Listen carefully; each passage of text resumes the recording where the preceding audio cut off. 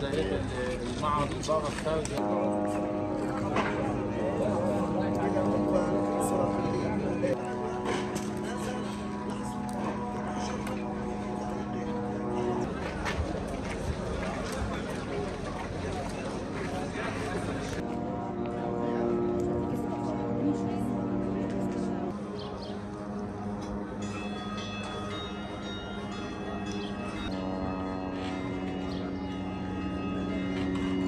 نستنكر هذه الجريمة النكراء الذي أقدم عليها جيش الاحتلال الإسرائيلي باستهدافه مستشفى المعمداني، وهو المستشفى الوحيد الذي يعمل الآن، فهو رئة غزة النابض.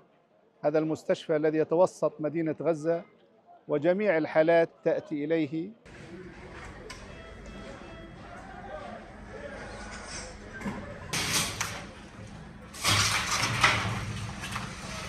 مطالبتنا كانت على الدوام حماية الكوادر الصحية، حماية المصابين. بالأمس ونحن نخرج المصابين استشهد أحد المصابين.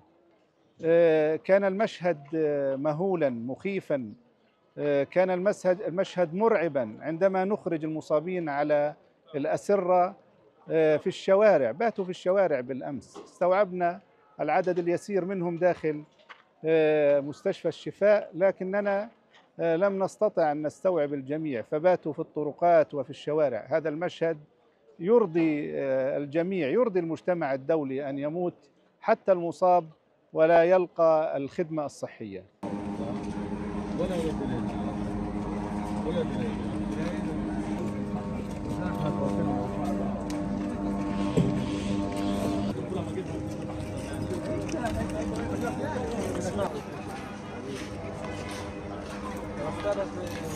كان مخيف جدا للمرضى جوا، فكنا في اي لحظه ممكن لنا نستشهد داخل المبنى هذا في اي لحظه.